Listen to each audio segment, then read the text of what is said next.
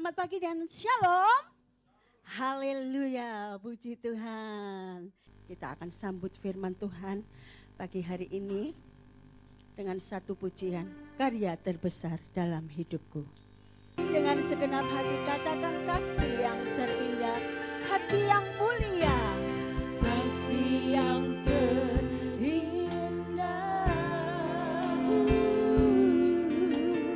hati yang mulia,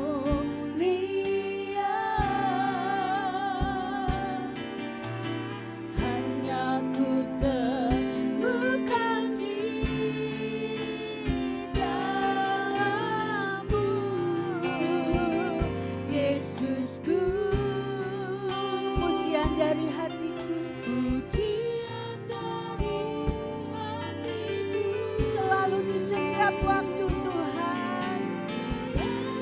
Terima kasih Yesus, Kau Allah yang baik, amin.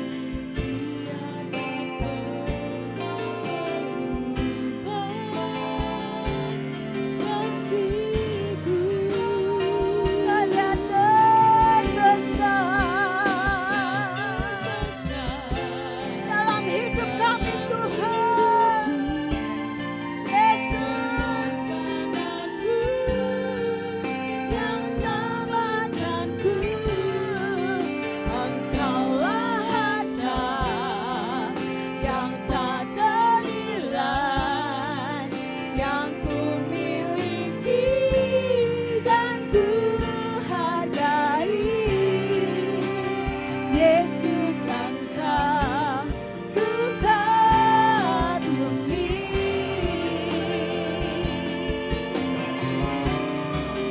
Karya terbesar dalam hidupku, pengorbananmu Tuhan, yang selamatkan kami. Engkaulah harta kami, Yesus, amin. Yang ku miliki dan ku hargai.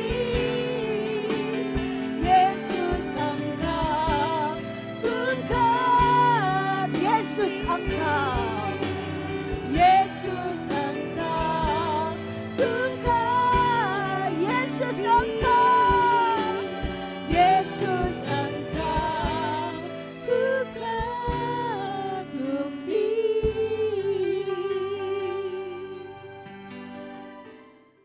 Hati kami melimpah dengan ucapan syukur karena anugerah-Mu yang begitu luar biasa dalam hidup kami ya Bapa.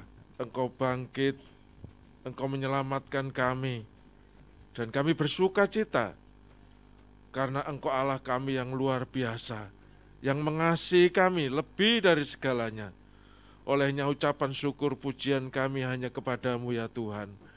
Kami yakin dan percaya berkat-Mu pagi hari ini melimpah atas kehidupan kami. Engkau juga penuhkan kami dengan memberkati kami dengan berkat firman Allah yang terus meneguhkan dalam hidup kami. Engkau menegur kami, Engkau menguatkan kami, bahkan sakit penyakit kami disembuhkan melalui pemberitaan firman-Mu. Olehnya hikmat pewahyuan yang dari surga mengalir atas hamba-Mu. Yesus. Sehingga saat firman diberitakan, kami umat-Mu diteguhkan dan dikuatkan. Haleluya. Terima kasih Bapa, kami yakin dan percaya Engkau hadir di tempat ini dan memberkati kami. Dalam nama Tuhan Yesus Kristus, kami naikkan syukur kami pagi hari ini. Haleluya. Amin. Amin. Terima kasih doanya. Silakan duduk keluargaku semua. Selamat pagi, shalom. Selamat merayakan Paskah, hari Minggu kebangkitan Tuhan Yesus. Kita buka Matius pasal 28 ayat 1 sampai 10. Saya undang sekali lagi saudara berdiri untuk kita baca secara bergantian. Ayat 1 saya akan baca, 2 saudara, keluargaku semua bersama-sama membacakan. Puji Tuhan. Matius 28 ayat 1 sampai ayat yang ke-10.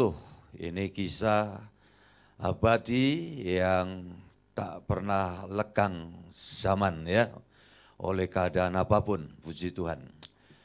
Ayat 1, demikian sabda Tuhan, setelah hari Sabat lewat, menjelang menyingsingnya fajar pada hari pertama minggu itu, pergilah Maria Magdalena dan Maria yang lain menengok kubur itu. Ayat 2. Sebab seorang malaikat Tuhan turun dari langit dan datang ke batu itu dan menggulingkannya, lalu duduk di atasnya. Wajahnya bagaikan kilat dan pakaiannya putih bagaikan salju. 4. Dan penjaga-penjaga itu gentar ketakutan dan menjadi seperti orang-orang mati. Akan tetapi malaikat itu berkata kepada perempuan itu, janganlah kamu takut, sebab aku tahu kamu mencari Yesus yang disalibkan itu. Ayat 6, silakan. Ia tidak ada di sini, sebab ia telah bangkit, sama seperti yang telah dikatakannya. Mari, lihatlah tempat ia berbaring. Dan segeralah pergi dan katakanlah kepada murid-muridnya bahwa ia telah bangkit dari antara orang mati. Ia mendahului kamu ke Galilea, di sana kamu akan melihat dia. Sesungguhnya aku telah mengatakannya kepadamu. 8. Mereka segera pergi dari kubur itu dengan takut dan dengan sukacita yang besar dan berlari cepat-cepat untuk memberitahukannya kepada murid-murid Yesus.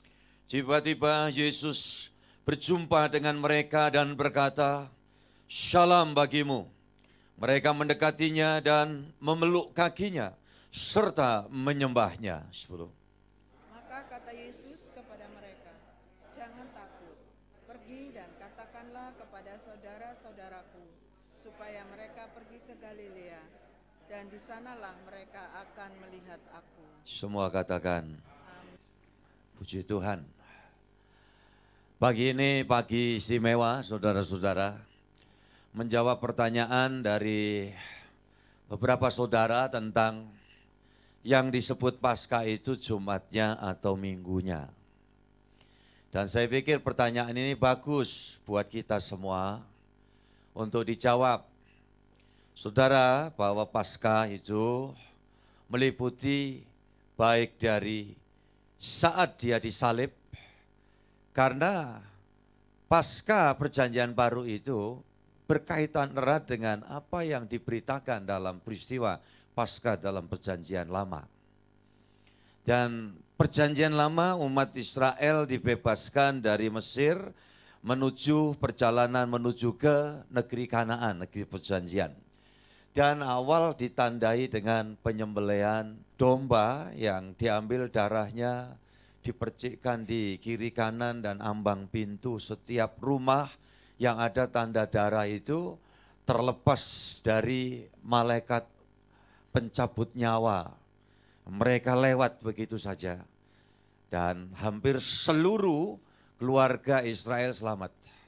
Tidak ada satupun anak sulung mereka yang mati. Kenapa? Sudah dikasih tahu. Ini yang membuat maut tidak akan menghampirimu. Kalau di rumahmu itu ada tanda darah. Tetapi tidak demikian halnya terjadi menimpa seluruh keluarga Mesir, saudara-saudara. Tidak luput itu juga termasuk keluarga Fir'aun yang harus kehilangan anak sulungnya. Yang seharusnya itu digadang-gadang menjadi apa? Pewaris tahta. Tapi ikut juga mati. Kenapa? Karena ketika maut pencabut nyawa ini lewat, tidak ada tanda darah. Nah, memang hal ini adalah berkat buat umat pilihan Allah. Karena sebenarnya sudah dikasih tahu, kasih tanda darah. Nah, saudara-saudara, singkat kita semua tahu, setelah melewati 10 tulah, orang Israel itu keluar dari Mesir. Tapi masih ada rintangan lagi. Apa rintangannya? Laut Kolsom. Nah, ini sebenarnya pelajaran buat kita semua. Dalam hidupnya umat tebusan Tuhan kayak saya dan saudara ini, jangan pernah kemudian kita kehilangan semangat ketika menjalani hidup masih harus menghadapi banyak hambatan, rintangan. Tapi ketahui, tangan Tuhan yang terangkat itu tidak pernah terlambat terulur, memberikan jalan keluar dan pembelaan atas setiap umatnya. Itu catat baik-baik. Istimewa hari ini saudaraku, hari Pasca kebangkitan, Minggu kebangkitan. Kalau ada saudara yang sedang dalam pergumulan, aduh rasanya, bahkan kami semalam sudah tidur loh Pak Gembala, gitu, ya. Namanya hidup. Saudaraku, ada ini, ada itu. Satu belum selesai, satunya datang. Yang datang ini belum teratasi, yang lain antri lagi itu. Nah semua manusia, modelnya aja beda. Tapi saya mau katakan saudaraku yang dikasih Tuhan. Walaupun kalau orang tanya kepada saya, gimana Pak nanti dalam perjalanan ke depan. Saya ini gak ngerti banyak hal. Nah kan Pak Gembala sudah melayani 40 sekian tahun. Jadi abdi Tuhan. Iya tapi saya gak tahu banyak hal. Lantas yang Pak Gembala tahu apa? Satu saja. Apa ini? Yesus tidak pernah tidur. Dan dia yang selalu siap sedia. Memberikan pertolongan. Menjagai, membela, mengcover, menata jalan hidup anak-anak Tuhan. Yang hidupnya mau ditata sama Tuhan. Nah itu sebabnya saya yakin seyakin-yakinnya seperti itu. Jadi ini kalau kaitannya dengan pasca perjanjian baru. Itu sejak kapan Pak? Ya sebelum Yesus mati bangkit. Orang Yahudi sudah merayakan pasca itu. Memperingati Passover, di mana orang-orang Israel ini dibebaskan dari negeri perbudakan yang dikuasai oleh Firaun. Dan ini semua peristiwa nyata yang paralel memberikan pengantar pengertian kepada kita bahwa nanti akan ada suatu Paskah yang tidak hanya dinikmati oleh satu suku bangsa tertentu yaitu Israel saja, tetapi akan dinikmati oleh segala bangsa yang mengalami campur tangan oleh karena kasih Tuhan Yesus Kristus. Amin. Mengalami pembebasan, dilepaskan, keluar dari perbudakan iblis. Dituntun dalam perjalanan menikmati negeri perjanjian. Perjalanan hidup ini sebetulnya ya dikombinasi kadang padang gurun saat kesulitan. Kadang kita juga dari sisi lain menikmati, oh ada berkat Tuhan, pertolongan Tuhan, ada campur tangan Tuhan. Jadi saudara-saudara, begitu sudah masuk di negeri Kanaan, negeri terjanji, itu pun musuhnya gede-gede lagi. Masih ada 7 suku bangsa yang ada di negeri Kanaan, negeri terjanji itu. Yang memang sengaja Tuhan izinkan ada.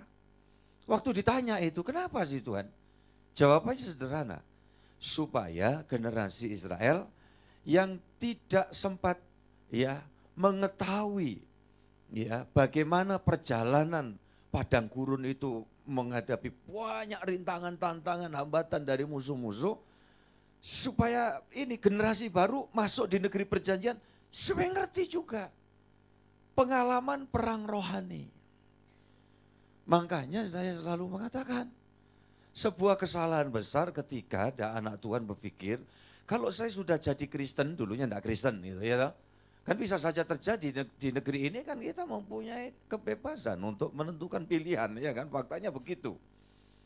Makanya juga enggak usah kaget kalau saudara dengar ada, si Anu itu pindah agama gitu, iya kan. Dulu Kristen, sekarang ke Anu, ke tempat lain. Lah ya sudah, ya. Terus apa Pak Gembala yang harus kita lakukan? Ya kita doakan. Moga kiranya dia bahagia. Nah kalau nanti tidak bahagia gimana Pak Gembala? Ya moga-moga dia menemukan ya kembali jalan kebahagiaan itu karena hanya satu pribadi yang berkata, aku ini jalan, apa lagi? Kebenaran dan apa? Kehidupan atau hidup. Tidak seorang pun dapat kembali kepada Bapa kalau tidak bersama dengan siapa? Aku siapa? Tuhan Yesus. Jadi itu kita doa baik. Oh iya. Jangan doakan orang itu, artis-artis itu Pak Pendeta. Banyak itu ada, enggak banyak lah ya beberapa orang aja. Dia ngalami gini-gini terus pindah Pak. Keluar dari Kristen, ya enggak apa-apa. Nah tapi kalau apa yang harus kita lakukan? Ya kita doakan. Doanya doa baik atau doa jelek saudaraku? Doa baik. Tuhan tolong bahagiakan dia. Tidak ada loh Yesus ngajari yang gitu-gitu doain supaya musim hujan ini disambar petir, sambar beledek begitu. Enggak ada, ya kan? Jadi saudaraku yang dikasih Tuhan, kalau ada orang yang dari tempat lain, masuk, percaya kepada Tuhan Yesus, ya puji Tuhan, oh monggo. Tapi saya harus ngasih tahu, kalau orang bertanya, loh kok faktanya kami sudah ikut Yesus tidak ngalami ya semuanya yang gampang-gampang, yang lancar-lancar, yang heboh-heboh, yang enak-enak, yang bahagia-bahagia. Saya bilang, lah iyalah, mana ada janji begitu. Tapi janji yang pasti Tuhan katakan, kalau kamu ikut aku, setan orang dolit, demit ora doyan gitu loh ya.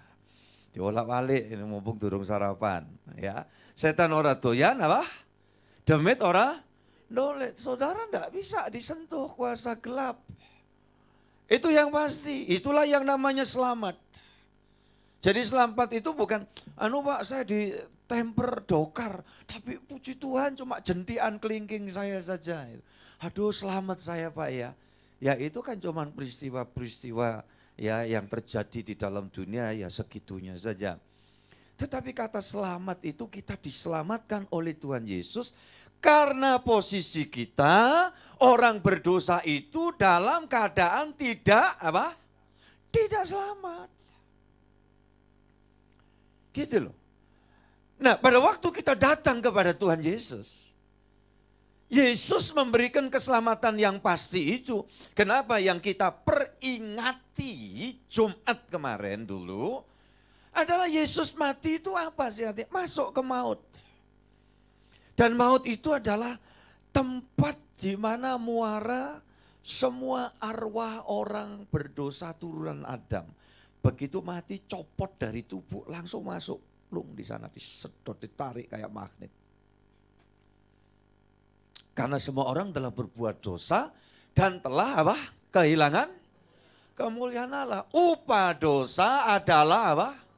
Maut. Jadi tidak bisa lepas. Ya masuk di sana, tidak selamat sudah. Itu kalau mati, bagaimana selagi hidup? Kuasa-kuasa gelap itu tidak pernah membuat pembiaran, terus dia merangsek, dia merasa ya kamu orang berdosa turunan Adam, wong engkongmu Adam aja sudah jadi milikku, apalagi lo. Gitu loh, apalagi lo. Engkong lo itu udah punya gua. Ya ini pakai bahasa gitu-gitu, lo gua gitulah ya. Saudara-saudaraku ini kasih Tuhan. Karena saya ini gini-gini tuh ya termasuk tenggelang. Ngerti tenggelang? Peteng-peteng hilang. Ya guyonannya kan gitu, saudara-saudaraku yang dikasih Tuhan. Kalau engkau ngeluh aja, kongco lu aja itu punya gua, apalagi lu. Gitu. Makanya orang berdosa, saya tidak sedang bicara ini tentang agama ya. Dia orang berdosa, orang yang sadar berdosa. Ada di dalam kekuasaan, kuasa gelap. Siapa? Enggak ngomong orang lain tuh. Kita ini, lebih-lebih saya ini. Saudara-saudara yang dikasih Tuhan. Nah untuk itulah maka ada Paskah, sebelum Paskah ada Natal. Apa itu Natal? Sang Firman yang bersama Allah. Yang Firman itu sendiri adalah Allah. Firman itu datang dalam wujud manusia, namanya siapa? Yesus Kristus. Dia datang dalam dunia. Yang dikerjakan apa? Dia lewat aja iblis yang merasuki orang-orang itu belingsatan semua. Teriak-teriak. Mengapa engkau datang tidak menyiksa kami sebelum waktunya? Yesus anak Allah yang maha tinggi. Yesus langsung ngomong. Siapa namamu? Ada yang kadang-kadang ditanya begitu. Tapi kita kalau mau doain orang yang kesurupan gak usah ditanya-tanya. Nanti malah panjang. Ya kita bukan Yesus, bisa ditipu-tipu nanti. Si orang yang dirasuk setan di Gadara atau di Geraza itu, dia bilang, namaku Legion, sebab kami banyak. Jangan buang kami ya ke dalam dasar jurang maut. Tapi izinkan kami masuk ke babi-babi itu. Ya kalau saudara nonton di YouTube film Yesus dalam bahasa Indonesia Itu yang diambil dari Injil Lukas, itu film lama tapi kemarin dulu masih sempat saya lihat lagi ya. Ya, kemudian Tuhan Yesus mengarahkan orang yang dirasuki setan itu kepada babi-babi, dan babi-babi kerasukan, kemudian masuk jatuh ke dalam jurang, dan dikatakan oleh Alkitab 2000 ekor babi mati semua, saudara-saudara. Dan tiap kali Tuhan Yesus lewat, orang yang kerasukan setan, wah sudah gelimpangan, dah karu-karuan. Nah di situ loh kita lihat yang nampak divisualkan kedatangan Tuhan Yesus itu memang untuk apa? Memberantas pekerjaan kegelapan. Tetapi di dalam dunia misteri, dalam Ibrani 2 yang sudah kita ungkap terus selama menjelang Paskah itu, pasal 2 ayat 14 dan 15, Yesus mengapa dia dikatakan mati? Dia mengambil bagian kita manusia. Tujuannya untuk apa? Turun ke alam maut. Jadi mati itu jangan bayangkan di dalam prinsip mati jasmaninya tidak bergerak, itu jasmani. Tapi roh itu hidup. Nah roh tidak bisa mati, apalagi Yesus. Makanya kadang-kadang kan kita itu mendapat pertanyaan dalam diskusi, Yesus itu mati apa enggak mati? Kita bilang mati. Kalau kita bilang mati jawabannya karena dia turun ke dalam alam maut. Kalau kita bilang, oh dia enggak bisa mati. Lah jangan lagi dia, wong roh kita aja enggak mati kok. Tinggal mau ditempatkan di mana, di maut apa di Firdaus. Bagaimana kita bisa pergi ke Firdaus kalau kita hidup jalan bareng sama Yesus? Bagaimana orang sampai masuk ke dalam alam maut? Karena hidupnya jalan bareng sama hantu, bukan sama Tuhan. Akhirnya masuk ke dalam maut. Nah jadi saudara-saudara yang dikasihi Tuhan, Yesus masuk ke sana untuk apa? Mematahkan iblis. Itu jelas sekali. Mematahkan iblis yang berkuasa atas maut. Sehingga sejak saat itu dapat dikatakan bahwa setiap manusia yang berdosa menyerahkan persoalan dosanya kepada Yesus di atas salib Golgota 2000 tahun silam, maka semua dosa itu sudah teratasi. Tempat maut yang ada di maut tempat kita tidak perlu kita kunjungi, karena Tuhan Yesus sudah mengatakan setelah dia bangkit, aku pergi ke sana untuk menyediakan apa? Tempat bagimu. Itu. Jadi kalau gitu yang disebut Paskah itu dari peristiwa Jumat Agung itu juga sudah masuk Paskah. Sebut saja Paskah Jumat Agung. Kenapa kok disebut Jumat Agung? Karena hanya satu kali Jumat itulah yang pernah terjadi suatu keagungan yang luar biasa, tiada tara, dan yang tidak akan pernah terulang. Karena di 2000 tahun silam hari Jumat itulah Tuhan Yesus merelakan hidupnya untuk diberikan kepada kita semua. Dan saudara-saudara yang dikasihi Tuhan Yesus Kristus, itu dinamakan Jumat Agung. Dan kemudian seolah ada saat hari Sabtu yang sepi, sunyi ya saudara-saudara. Dan pada hari Minggu kita memperingati Minggu Kebangkitan. Karena pada hari Minggu itulah sesungguhnya Tuhan Yesus menyatakan bahwa dirinya sudah bangkit. Bahwa dirinya sudah bangkit. Saya mau sedikit melemparkan pemikiran ya bahwa kalau gitu berapa lama Tuhan Yesus di dalam kubur? Kalau keyakinan saya sih nggak lama-lama amat. Ya, ingat alurnya dulu, alurnya. Waktu di atas salib Golgota, Tuhan Yesus ya ngomong sama penjahat yang bertobat, ya toh? Ada penjahat kiri kanan kan yang disalibkan itu dalam Injil Lukas. Penjahat yang satu ini yang sudah sekarat aja masih keras kepala. Kadang-kadang ada orang itu sudah sobek hidupnya sengsara tapi si watos saya saudaraku yang dikasih Tuhan. Kadang-kadang tuh ada ya model kayak gitu sehingga dia ngomong begini. Yesus, kalau engkau memang anak Allah, raja, turunlah. Dan aku juga. Maksudnya engkau turun dan turunkan aku. Saudara, Yesus itu mampu dan mau melakukan. Tapi enggak gitu loh caranya. Enggak gitu. Ya. Orang ini keras kepala. Moga-moga dihindarkan ya dari kita semua. Saya berdoa, ya saya, ya semua saudara, keluargaku yang ada di onset, yang ada di online ya. Jangan ada keras kepala, ayo belajar sama-sama rendah hati. Amin, saudara-saudaraku. Orang yang keras kepala itu nanti penyok semua, benjut kabeh saudaraku. Ya, tapi kalau kita rendah hati, humble, saya yakin orang rendah hati itu selalu dekat rezeki Tuhan. Iya, saudaraku. Kok kelihatannya masih sulit Pak, kok belum cair-cair ya.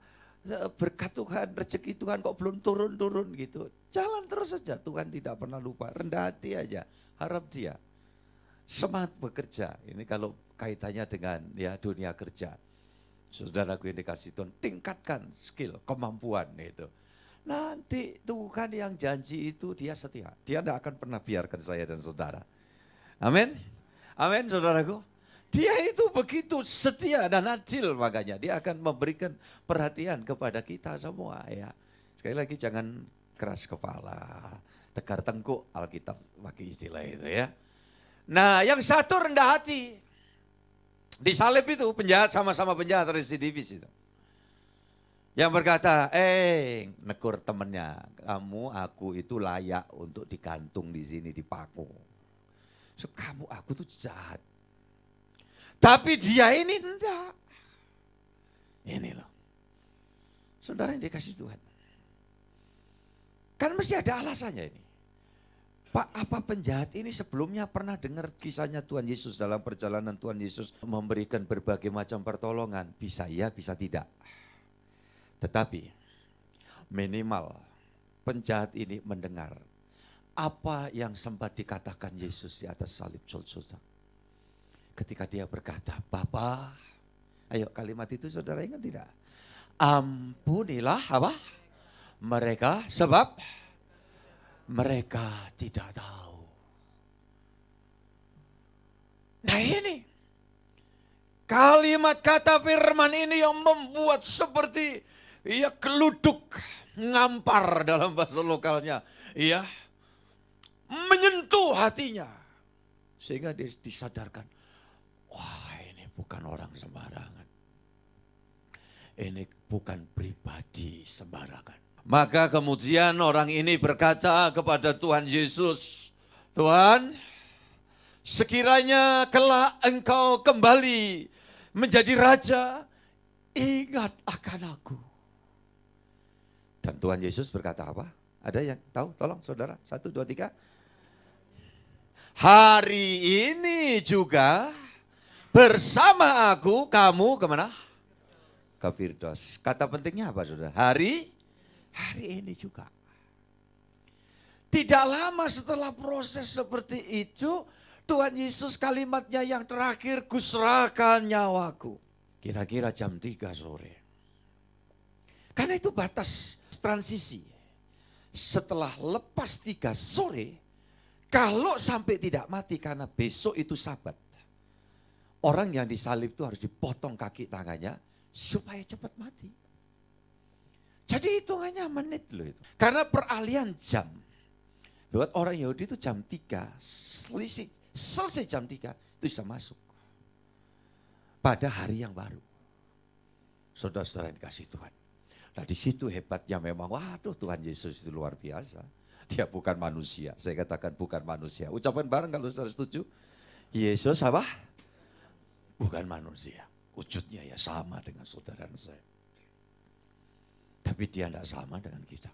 Kalau sama dengan kita ya kita ini kan kaleng-kaleng ya saudaraku. Iya kan dia hebat.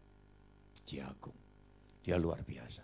Kalau sampai lewat sedikit jam 3, dipotong kaki dan 2 tangan. Tapi enggak harus terjadi itu. Karena dalam perjanjian lama sudah ada yang dinubuatkan. Bahwa tulangnya tidak akan dipatahkan. Itu untuk Tuhan Yesus. Mengapa itu Pak Gembala? Itu cukup panjang, itu sesi yang berbeda. Yang pasti kita nanti akan jumpa dengan Tuhan Yesus ketika kita pulang ke sana, roh kita balik ke sana, ya, didampingi oleh Tuhan Yesus dan ketika kita ketemu muka dengan dia, wujudnya adalah seperti wujud yang diperlihatkan kepada Thomas Ya, tangan, kakinya, lambungnya, semua bekas luka-luka itu masih ada karena yang dibawa dari alam nyata ke alam sorga itu seluruh keberadaan, segenap eksistensi yang nampak di dalam wujud Yesus Kristus. Itulah yang dia datang dari atas, kemudian dia ada di sini, dia turun ke maut sebentar, kemudian dia keluar, dia menampakkan diri dan dia naik ke sorga sampai hari ini. Dengan wujud yang sama. Alkitab mencatat banyak sekali. Nanti di dalam kitab Wahyu itu kita akan menjumpai dia seperti domba yang telah tersembelih. Itu artinya apa? Ada bekas luka-luka yang sedemikian. Nah, itu jawaban sederhana. Kenapa jam 3 sudah langsung? Ya, dinyatakan mati. Butuh penyataan aja supaya diturunkan dari salib. Saudaraku yang kasih Tuhan. So, kalau lewat kan dipotong. Lah kalau dipotong kan lucu, kita punya juru selamat yang nanti kita temui di sana, maaf saudara, kudung. Dan itu tidak mungkin. Karena itu tubuh roh, tubuh sempurna. Yang dikenakan oleh Tuhan Yesus itu. Itu prototipe dari apa yang nanti kita itu akan dibuat mengerti bahwa sesungguhnya kita akan menjadi sama dengan Tuhan Yesus Kristus di dalam kerajaan surga. Dan tinggal di tempat yang sama dengan dia. Di dalam kerajaan surga. Waduh, luar biasa. Inilah kekristenan, saudara-saudara.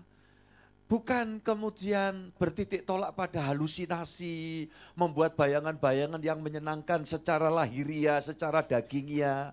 Hal-hal yang masih berkaitan bahwa surga itu seperti masih dibutuhkan hawa nafsu, kedagingan seperti pada umumnya manusia di dalam dunia. Tidak demikian. Maka ketika jam 3 itu dinyatakan, sudah langsung. Dia segera diturunkan. Tapi bagaimana dengan nasib 2 penjahat di sebelah kiri kanan Tuhan Yesus? Dia tidak mati. Yang terjadi dipotong kaki tangannya. Dalam waktu sekian menit, setelah darah semuanya habis dari tubuh kedua penjahat itu, otomatis mati.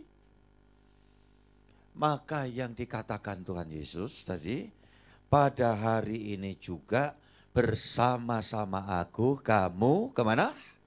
Ke Firdaus.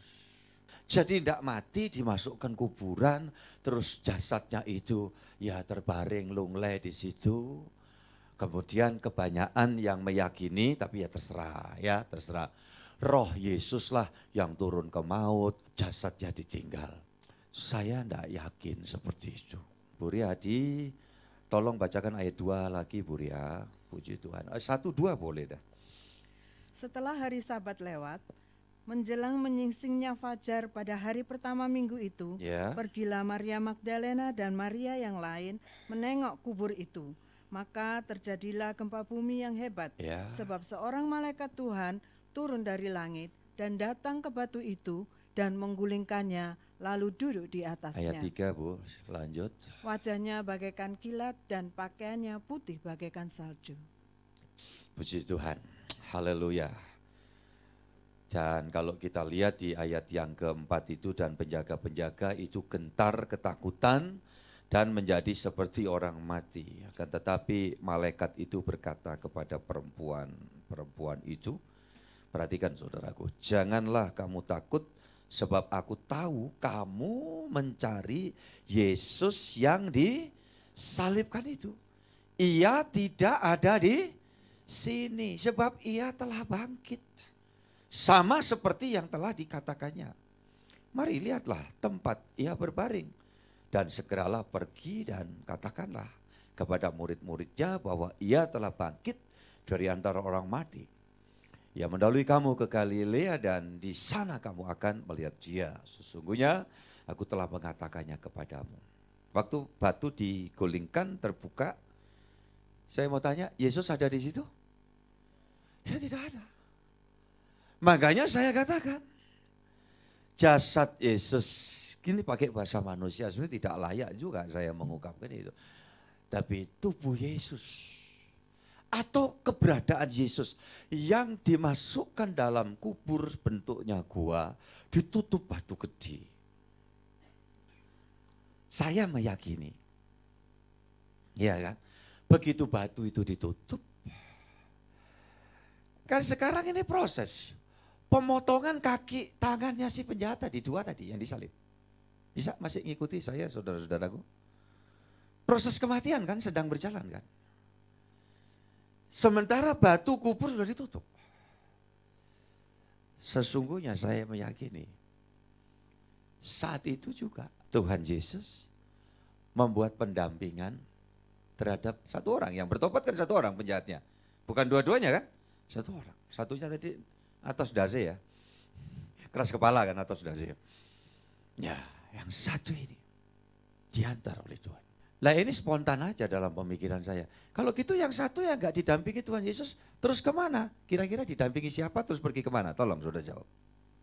Yang jahat tadi, yang keras kepala tadi. Ya. Nah sekarang kita kembali. Subjeknya ini Tuhan kita Yesus. Saudara-saudara ini kasih Tuhan. Nggak ada di situ. Sehingga kalau saya mau ngomong secara pemikiran manusia dan bahasa sederhana itu. Tuhan Yesus kok berbaring di situ 3 hari 3 malam. Taruhlah kasaran itu kayaknya gitu. Kurang kerjaan Bob ya. Gitu loh ya. Dan sesungguhnya saudaraku ini kasih Tuhan. Sesungguhnya. Semua yang dikerjakan oleh Tuhan Yesus itu dalam waktu yang. Nah ini kan urusannya dunia spiritual, rohani saudaraku. Jalan kalau Yesus dalam dunia ini diikuti, ya jalan ya kayak biasa aja. Tapi kalau dalam pengertian di dalam dunia roh itu secepat kilat, sak kedeping netro gitu. Ngaten dah Mbak Menawi leres. Ya toh. Saudara-saudara yang dikasih Tuhan, sekejap. Terus apa yang terjadi yang dilakukan oleh Tuhan Yesus? Di dalam Ibrani pasal 2 ayat yang ke-14 tadi. Apa? Turun ke alam maut. Itu dikerjakan selama ini beberapa waktu itu. Pada hari ketiga itulah dia menyatakan kebangkitannya, menggenapi apa yang dia sampaikan dan dibuktikan melalui Maria Magdalena dan nanti murid-murid yang lain. Mencari dia di makam, di kuburan itu ternyata dia tidak ada lagi. Kenapa? Dia sudah gak di situ. Gitu loh ya. Jadi hari ketiga itu Yesus menyatakan diri sudah bangkit. Lah bangkitnya itu dari berapa lama dia di dalam makam? Itu sebuah misteri. Tapi kalau saya meyakini, kan boleh meyakini. Ya. Bahwa selama 3 hari itu sudah ditinggalkan kuburan itu dia menyelesaikan di dalam dunia roh ini. Yang tidak kita lihat. Kecuali yang diungkapkan oleh penulis Ibrani, pasal yang kedua ayat 14 itu. Dia mengambil rupa yang sama, bagian yang sama dengan manusia. Tujuannya apa? Untuk dia turun ke alam maut. Mematahkan iblis yang berkuasa atas maut itu. Sehingga sejak saat itu iblis tidak berkuasa lagi. Atas setiap orang yang jalan hidupnya disertai oleh siapa? Tolong jawab saudara. Oleh Tuhan Yesus Kristus. Udah ya sampai di situ. Ini alurnya dan sekaligus memberikan jawab bahwa Paskah itu keseluruhan. Dari Jumat Agung itu pun Paskah. Maka dalam paham gereja ortodoks juga Katolik ya berpikir bahwa pada hari ya Kamis itu disebutnya Kamis Putih. Ya, masa persiapan Jumat Agung. Karena itu adalah proses semua persiapannya. Oke, sekarang kita masuk di aplikasi. Saudara-saudara yang dikasih Tuhan, kita lihat beberapa ayat. 1 Korintus 15 ayat 20 dan sampai 22.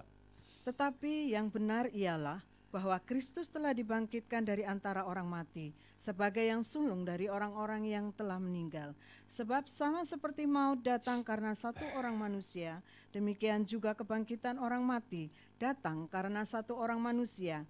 Karena sama seperti semua orang mati dalam persekutuan dengan Adam, demikian pula semua orang akan dihidupkan kembali dalam persekutuan dengan Kristus. Jelas saudara-saudara ya, gara-gara Adam yang ayat-ayat di atasnya digambarkan itu penyebab manusia semua jatuh dalam dosa.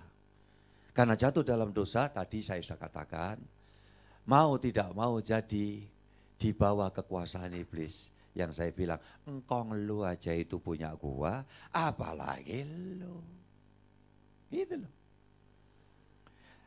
Tapi waktu Adam kedua datang, siapa namanya dia? Tuhan Yesus Kristus. Adam menyebabkan semua keturunannya mati. Tetapi Adam kedua, Yesus Kristus, satu pribadi ini membawa setiap orang yang percaya, semua dihidupkan. Saya dan saudara dihidupkan. Memperoleh hidup yang kekal, artinya apa? Kita sudah tidak lagi hidup di bawah ancaman maut. Kita tidak lagi hidup di bawah kekuasaan teritorialnya iblis atau setan. Melainkan kita sekarang hidup dituntun Roh Kudus. Dituntun Tuhan Yesus untuk kita melangkah, melakukan perbuatan-perbuatan yang baru. Bukan perbuatan yang lama. Makanya kalau jadi Kristen, saudaraku yang dikasih Tuhan, kita mau belajar, dituntun dan diberi kekuatan. Untuk apa? Memulai konsep berpikir yang berbeda. Dari mana proses perubahan itu terjadi? Melalui firman. Kita baca, kita bersekutu dengan firman, kita dengar pengajaran dari firman, sudah buka Alkitab saudara. Ada perubahan, paradigmanya berubah. Yang dulu dikit-dikit masih takut, tahayul-tahayul itu masih mempengaruhi. Ini udah tidak perlu lagi. Ini weton saya Pak, gitu ya. Ya buat saudara-saudara kita yang berkebatinan, kepercayaan kebatinan, ya monggo silakan. Tapi saudara kan milik Yesus Kristus, tidak perlu lagi. Takut loh Pak, Nogodino, gitu, ya kan. Ini kalau saya jalan ke utara nanti ada Nogodino, kalau jalan ke warung Nogosari. Iya kan? Nah saudara-saudara, tidak perlu lagi, kita berubah paradigma kita. Iya kan? Anak kecil nangis-nangis, nanti yang sudah punya anak, yang mungkin nanti akan dikasih anak. Wah ini sumeng-sumeng dikit ini, kayak kesambet. Ya toh diwai popok, diwai baju-baju kotor di sebelah. Itu tidak perlu. Ya kalau enggak baju-baju kotor tadi itu ada virus-virusnya, malah nambah penyakit. Iya kan? Taruh isapu di atas kepala, ben ora diganggu gitu. Lah ini harus dirubah. Saudara-saudara ini dikasih Tuhan, aja logo dulure bantal. Lah ngapa toh? Empuk. Iya toh. Mundak udunan bisulan ora saiki ndi-ndi diwehi bantal kok ya toh. Saudara aja nyapu dalu-dalu. Aja ngenggoni omah sing nomor 4 ya gitu. Angka 13. Iya, karena itu bahaya itu. Ya ini tradisi-tradisi itu kan macam-macam ya. Kita tidak bermaksud untuk mencampuri dan ngolok orang yang percaya tradisi.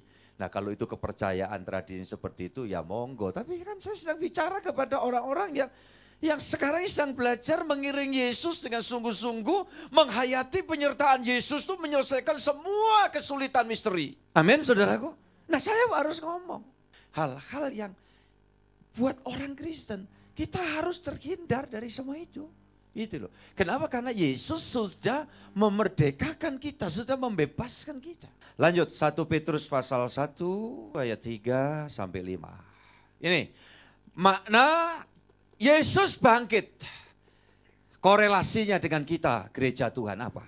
Terpujilah Allah dan Bapa Tuhan kita Yesus Kristus, yang karena rahmat-Nya yang besar telah melahirkan kita kembali oleh kebangkitan Yesus Kristus dari antara orang mati kepada suatu hidup yang penuh pengharapan, untuk menerima suatu bagian yang tidak dapat binasa, yang tidak dapat cemar dan yang tidak dapat layu, yang tersimpan di sorga bagi kamu, yaitu kamu yang dipelihara dalam kekuatan Allah, karena imanmu sementara kamu menantikan keselamatan yang telah tersedia untuk dinyatakan pada akhir zaman. Ayo balik ayat yang ketiga, saudara perhatikan dan baca bareng, 1, 2, 3. Terpujilah Allah dan Bapa Tuhan kita Yesus Kristus, yang karena rahmat-Nya yang besar telah melahirkan kita kembali oleh kebangkitan Yesus Kristus dari antara orang mati kepada suatu hidup yang penuh pengharapan. Nah jelas, ini korelasinya.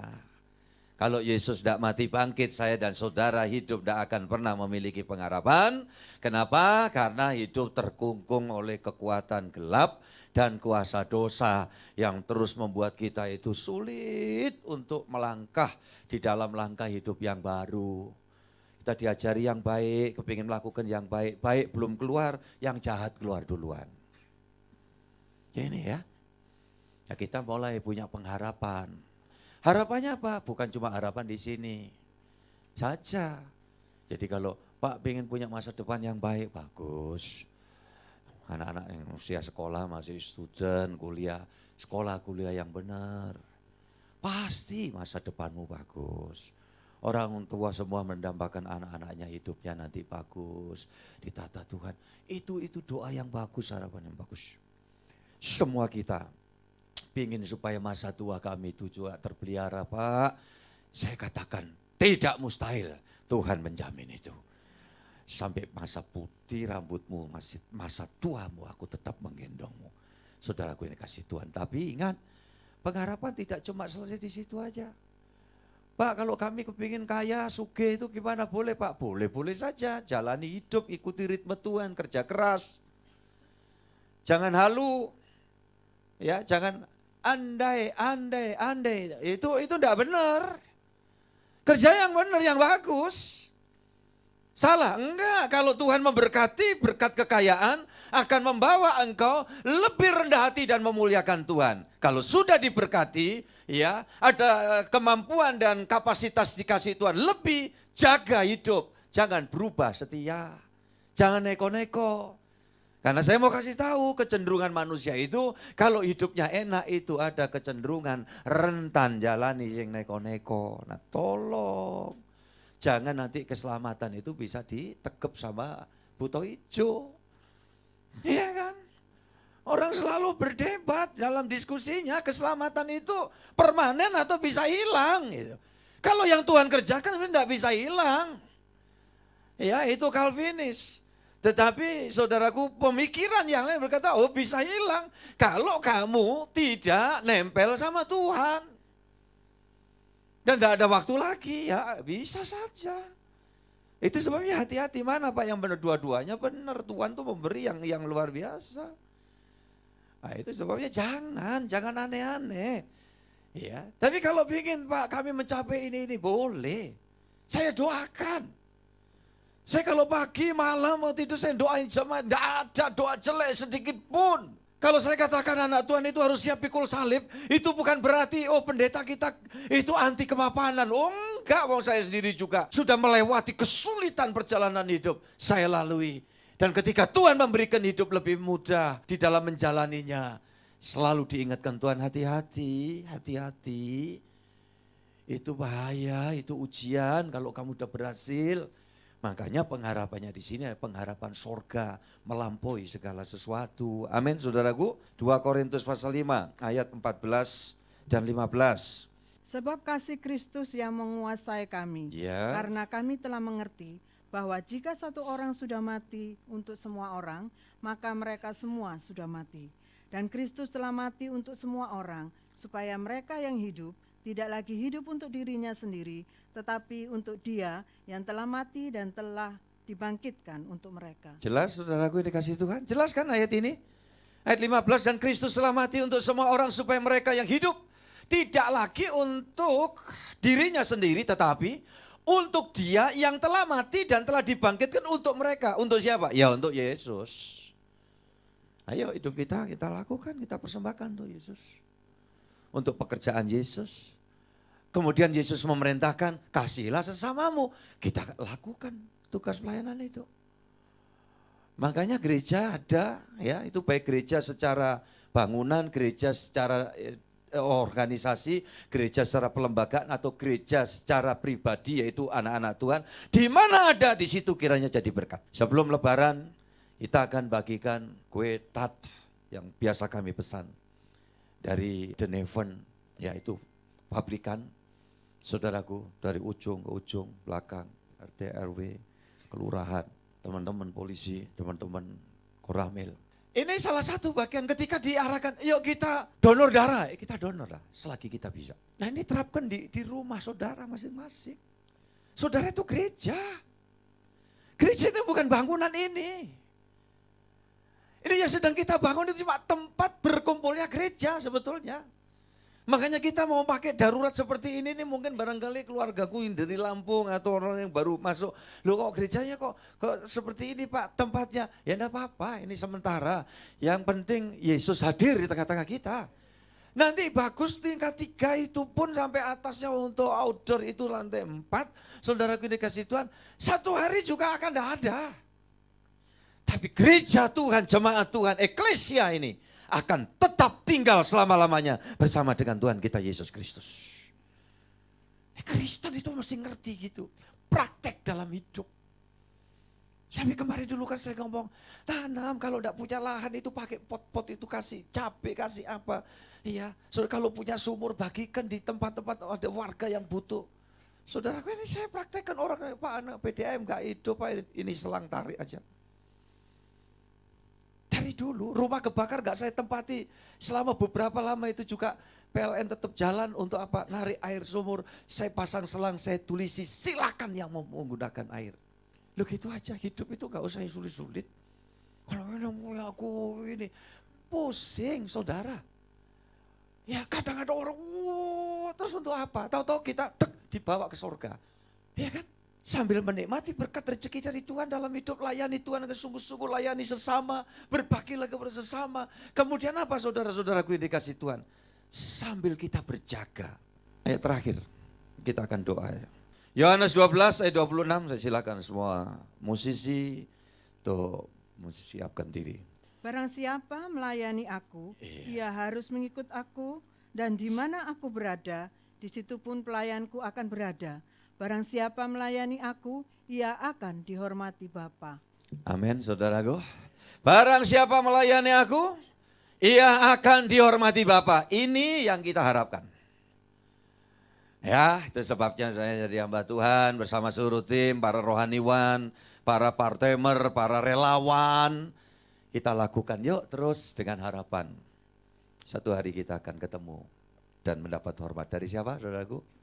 Dari Bapa Surgawi. Amin. Tuhan berkati kita semuanya. Mari silakan untuk seluruh tim pelayan.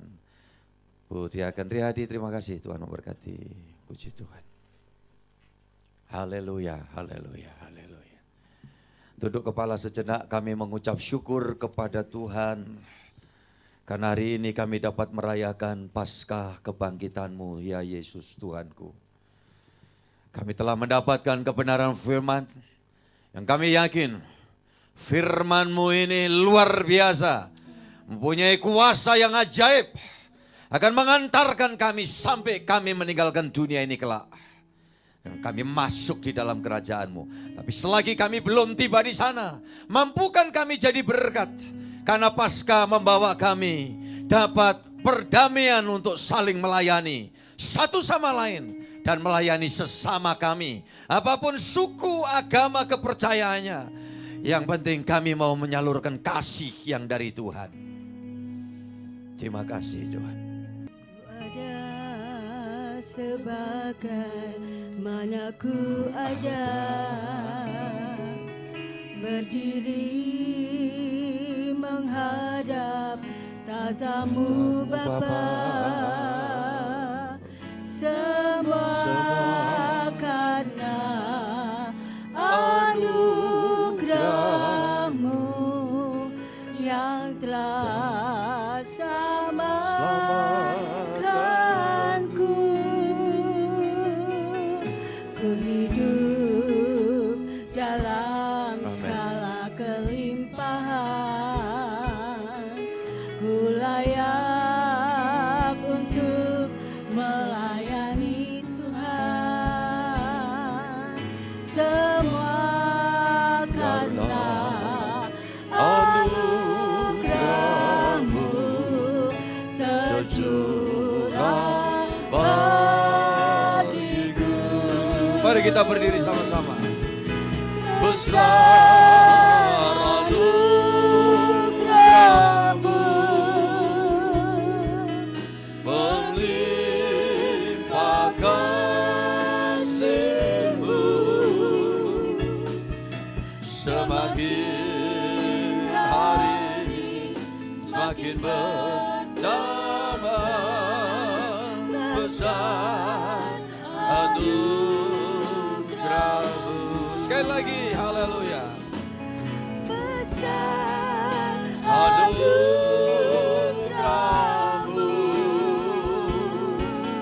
berlimpah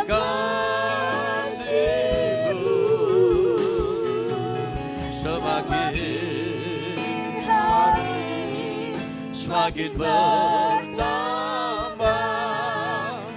besar anugerah-Mu.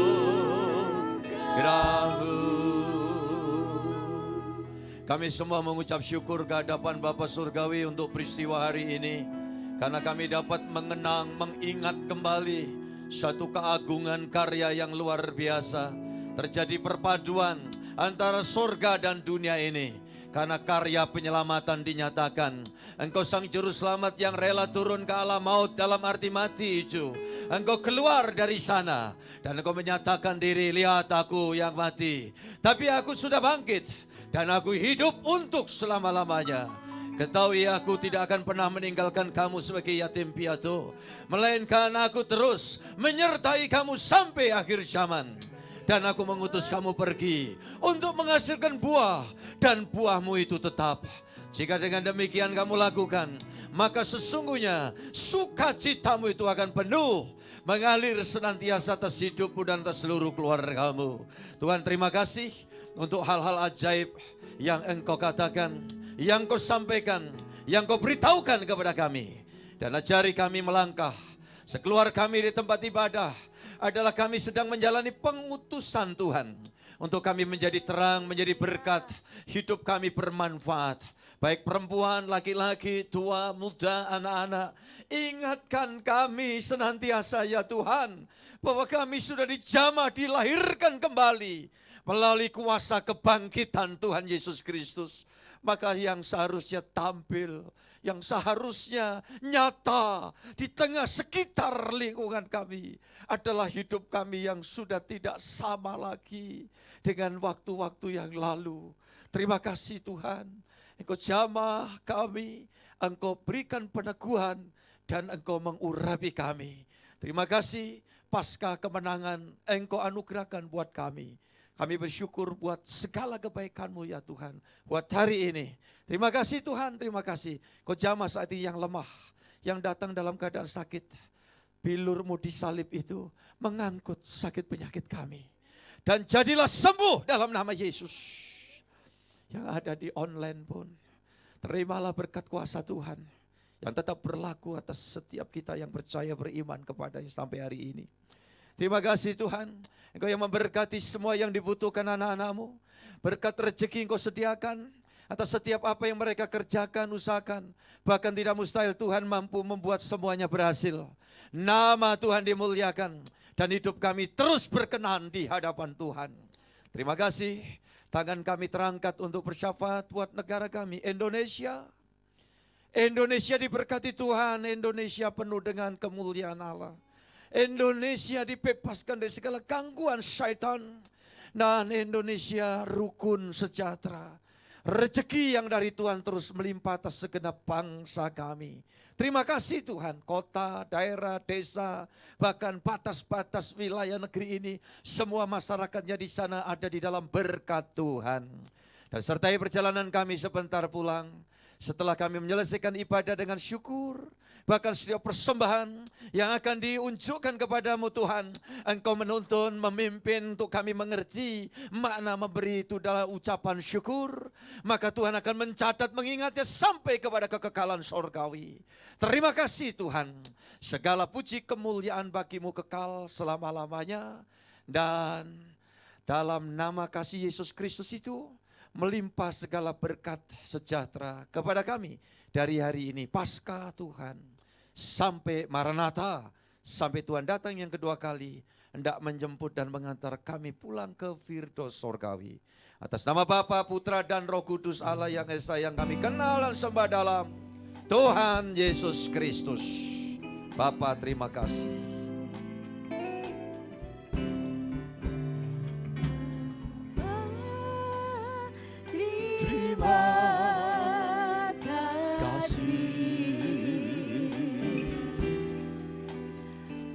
Bapa, terima kasih. Bapa di dalam surga, syukur